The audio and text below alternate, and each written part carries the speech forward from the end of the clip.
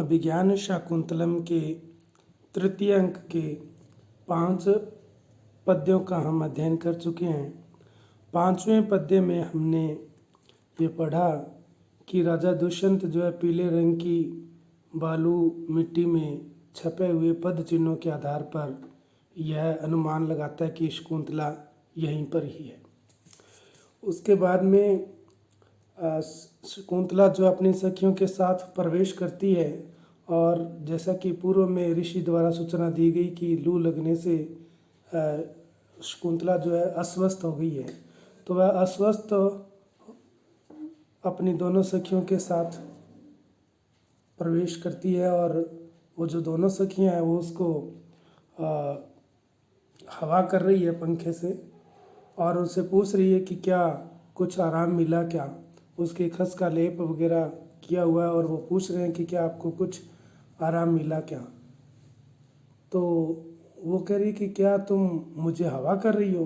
तो दोनों सखियां बड़ी चिंतित होती है कि ले इससे तो यही नहीं मालूम कि हम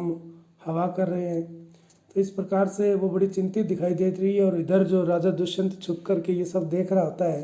तो राजा दुष्यंत अपने मन में विचार करता है कि क्या यह शकुंतला की जो अवस्था है वो आतप से अर्थात लू लगने से हुई है या जैसा कि मेरे मन में चल रहा है। तो राजा कहता है मुझे संदेह नहीं करना चाहिए कि जैसा मेरे मन में है। तो वो क्या है उस राजा के मन में, ये हम 6ठे पद्य में देखेंगे कि राजा दुष्यंत जो है शकुंतला के अस्वस्थता को लेकर क्या विचार कर रहे हैं। उसके शरीर की जो अवस्था जिस पर खस का लेप लगा हुआ है, कमलनाल का जो है एक कंगन पहना हुआ है, और इस बात को लेकर के क्या सोचता है राजा दुष्यंत, वो इस 6ठे पद्य में है। स्तन्यस्तो उशिरम शिथिलित मृणालेक वलयम प्रियायाः सा बाधम किमपि कमनीयम वपुः इदम समस्तापः कामम मनसि निधाग प्रसरयोर न तो ग्रीष्मस्य एवं शुभगम अपराधम युवतीषु। राजा कहते हैं प्रियायाः, प्रिया का अर्थात शकुंतला का स्तन न्यस्त उशिरम, स्तनों पर न्यस्त उशिरम, उशिर अर्थात खस के लेप से युक्त, और शिथिलत मृणाल एक वलियम, शिथिलत यानी ढीला हुआ, मृणाल यानी कमल नाल के एक वलियम एक कंगन से युक्त, सा बाधम बाधा से युक्त अर्थात अस्वस्थ, ईदम वपुः यह शरीर जो शकुंतला का यह शरीर है वो किमपि कमनीयम, किमपि कमनीयम, किमपि अर्थात कोई अनिर्वचनीय, कोई अत्यधिक, कमनीय यानी सुंदर है, किमपि कमनीयम अत्यधिक सुंदर है, कमनीय है। कामम, कामम अर्थात भले ही, मनसिज निधाग प्रसरयो, मनसिज, मनसिज अर्थात काम, काम और निधाग अर्थात ग्रीष्म, काम या ग्रीष्म आतप, ग्रीष्म के प्रसरयो फैलने से, काम के या निधाग यानी ग्रीष्म के फैलने का जो तापह, ताप जो है उसका जो संताप है ग्रीष्म का और कामदेव का, वो समह समान होता है, भले ही समान हो। तू किंतु युवतीसु युवतियों में, युवतियों पर ग्रीष्मस्य अपराधम, ग्रीष्म का जो अपराध अर्थात संताप जो है, ग्रीष्म का जो संताप है वो एवं ऐसा, शुभगम, शुभगम यानी सौंदर्य युक्त, ऐसा सुंदर ना नहीं होता। राजा कहता है, राजा ये उसकी शकुंतला की दशा देखकर कहता है कि प्रियाया स्तन न्यस्त उसिरम, कि प्रिया अर्थात शकुंतला के स्तन, स्तनों पर न्यस्त उसिरम, उसिर यानी खस का लेप से युक्त, खस का लेप लगा हुआ है, खस के लेप से युक्त, शिथिलत मृणाल एक वलियम, शिथिल अर्थात ढीले हुए, मृणाल एक वलियम, मृणाल अर्थात कमल नाल का एक वलियम, एक वलय अर्थात कंगन, कमल नाल ढीले हुए कमल नाल के एक कंगन से युक्त, सा बाधम, सा बाधा, बाधा से युक्त अर्थात अस्वस्थ भी, ईदम वपु, यह शरीर, यह शकुंतला का जो शरीर है वो किमपि कमनीयम, कोई अनिर्वचनीय सुंदर है, अर्थात कोई बहुत ही अत्यधिक सुंदर है, मनोज्ञ है। कामम भले ही मनसिज निधाग प्रसयो, मनसिज काम और निधाग यानी ग्रीष्म, तो भले ही काम और ग्रीष्म के प्रसरयो संचार जो है का मनसिज निधाग प्रसरयो,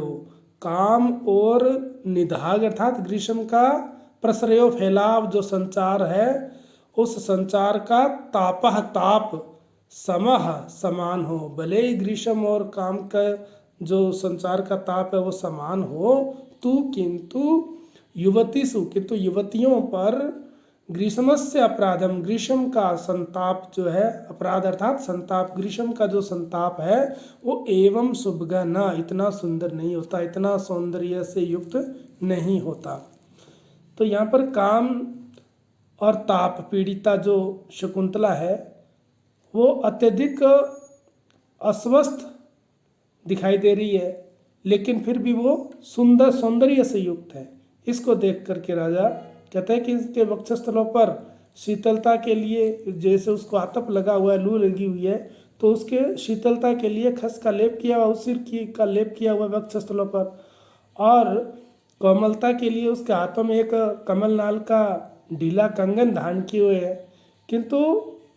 अस्वस्थता भी है, फिर भी वो किमपि कमनीयम, फिर भी वो बहुत ही सुंदर दिखाई दे रही है, सुंदर प्रतीत हो रही है। अब प्रायः जो अस्वस्थ होता है व्यक्ति, तो उसका जो सौंदर्य है वो इतना नहीं रहता, सौंदर्य में उसकी कमी आ जाती है। तो यहाँ पर सौंदर्य उसका बना हुआ शकुंतला का सुंदर प्रतीत हो रही है स्वस्थ होने पर भी। तो राजा कहता है यद्यपि काम और जो ग्रीष्म का प्रभाव यानी आतप का जो प्रभाव है वो भले ही एक जैसा लगता हो, किंतु शरीर को जो ग्रीष्म का जो प्रभाव है वो उसे अस्वस्थ बना देता है और उसके जो शरीर का सौंदर्य है वो नष्ट हो जाता है। तो राजा का ये मानना है कि शकुंतला पर ग्रीष्म का जो प्रभाव है वो अगर यदि होता तो वो इतनी सुंदर नहीं दिखाई देती। तो इससे अवश्य ही यह काम का प्रभाव है, उसके प्रेम का प्रभाव है, जिससे वो कमज़ोर होने पर भी सुंदर बनी हुई है। तो राजा का ये मानना है कि जो सुंदर सौंदर्य बना हुआ है, इसका मतलब है इस पर ग्रीष्म या आतप का संताप नहीं है, ये काम का संताप है। ऐसा राजा के मन में चल रहा है, राजा का ये मानना है। इसके बाद में जो दोनों सखियां हैं वो आपस में बातें कर रही है, प्रियंवदा और अनसुईया, कि ये जो शकुंतला है वो बहुत ही अस्वस्थ होती जा रही है और हमें ये सोचना चाहिए कि ये ग्रीष्म का प्रभाव है या कोई और, या जब से उस राजा दुष्यंत को इसने देखा है, उस राजा को या राज कर्मचारी को, तब से लेकर यह निरंतर ऐसे अस्वस्थता इसकी बढ़ती ही जा रही है। तो वो कहते कि वो शकुंतला से फिर पूछती है कि सखी हमें तो जैसा कि हमने सुना है कि काम पीड़ित व्यक्ति की जो अस्वस्थता है वैसी आप में दिखाई दे रही है। तो शकुंतला मन में सोचती है कि अभी मैं इनको बताना जो है वो उचित नहीं है, और वो जो है अपने आपको शकुंतला और जो उसकी दोनों सखियां वो समझ जाती है कि ये शायद कोई इसका जो आतंक है वो कहीं न कहीं कोई काम का ही है, और वो उसे कहती है कि जब तक तुम हमें बताओगी नहीं तब तक ये रोग जो है वो बढ़ता जाएगा। किसी भी रोग का समय रहते यदि उपचार किया जाए तो वो रोग ठीक हो सकता है, नहीं तो वो बढ़ जाता है। तो राजा जो है उनकी बातों को सुन कर के कहता है कि हाँ, प्रियंवदा ने सच ही कहा है। क्यों? क्योंकि राजा का भी यही अनुमान था कि यह आतप लगने से अस्वस्थ नहीं हुई बल्कि ये काम पीड़ित है। तो उसी बात का समर्थन करता हुआ राजा इस 7वें पद्य में कहता है कि इसकी जो सखियाँ वो सच ही कहती है, क्योंकि कैसे उसने राजा ने अनुमान लगाया कि ये काम पीड़ित है। तो वो इस पद्य में है, शकुंतला की अवस्था को देख करके तो राजा कहता है कि इन जो दोनों सखियाँ वो सही कह रही है, जो प्रियंवदा है इसकी सखी वो जो कह रही है वो बिल्कुल सत्य है। कैसे है सत्य, इस बात को राजा पुष्ट करता है इस श्लोक के माध्यम से। क्षामम क्षाम कपोलम आननम उरः काठिन्य मुक्तस्तनम मध्य कलांत तरह प्रकामम विनतौ अंसौ छवि पांडुरा शोच्या च प्रिय दर्शना च मदन क्लिष्टा इयम आलक्ष्यते पत्राणाम इव शोषणेन मरुता स्पृष्टा लता माधवी। तो राजा कहता है कि आननम मतलब इस शकुंतला का जो आनन है, जो मुख है, वो मुख जो कैसा हो गया है, क्षामम क्षामम कपोलम। क्षाम का मतलब होता है कमजोर, और क्षामम क्षामम अर्थात अत्यंत कमजोर, अत्यंत दुर्बल जो है, कपोलम कपोलों वाला हो गया है। इसका जो मुख है, आनन है, वो क्षामम क्षामम अर्थात अत्यंत दुर्बल, कपोलम कपोल वाला अर्थात पिचके हुए धंसे हुए गालों वाला आननम इसका जो मुख है वो हो गया है। इसका जो मुख है वो पिचके हुए गालों वाला या अत्यंत कृश दुर्बल जो है गालों वाला हो गया है। और कहते हैं इसका उरह, उर यानी जो उर अर्थात जो वक्षस्थल है वो काठिन्य मुक्तः स्तनम, काठिन्य मुक्त कठोरता से रहित, स्तनम स्तनों वाला हो गया है। इसका जो वक्षस्थल है उसमें, वक्षस्थल में जो इसके स्तन है वो कठोरता से रहित हो गया, कठोर नहीं रहे वो, तो कठोरता से रहित वक्षस्थलों वाला, वक्षस्थलों से युक्त स्तनम स्तनों वाला हो गया है। और फिर इसका तीसरा अंग कहते हैं कि मध्य कलांत तरा, मध्य अर्थात जो कमर है, कटी प्रदेश जो है वो कलांत तरा, क्लांत मतलब कमजोर, अत्यंत क्षीण, और क्लांत तरा यानी अत्यधिक क्षीण हो गया है, अत्यंत कमजोर यानी पतली हो गई है इसकी कमर, जो अत्यंत ही दुर्बल कमजोर हो गया है। और फिर चौथा उसका अंग बताते हैं कि अंसौ, अंश यानी इसके जो दोनों कंधे हैं वो प्रकामम विनितौ, प्रकामम माने अत्यधिक, विनितौ यानी झुक गए हैं, और इसके दोनों कंधे अत्यधिक झुके हुए हैं, धंसे हुए से हैं। और इसके साथ ही कहते हैं छवि पांडुरा, और इसकी जो छवि है, जो शरीर की कांति है, जो चमक है, वो पांडुरा पीली पड़ गई है, कांति जो है वो पीली हो गई, छवि पांडुरा, इसकी छवि यानी कांति जो है पांडुरा पीली हो गई है। और इस प्रकार से इसको देख के ऐसा लगता है जैसे पत्राणाम शोषणेन, पत्राणाम पत्तों को, शोषणेन सुखाने वाली, मरुता, मरुत यानी वायु, पत्तों को सुखा देने वाली मरुता वायु के द्वारा स्पृष्टा स्पर्श की गई माधवी लता इव, माधवी लता की तरह, अर्थात जो वासंती लता है उस वासंती लता की तरह पत्तों को सुखा देने वाली मरुता वायु के द्वारा स्पृष्टा स्पर्श की गई माधवी लता इव, वासंती लता की तरह मदन क्लिष्टा, काम पीड़ित, इयम यह शकुंतला, शोचा, शोचनी शोचनीय, च और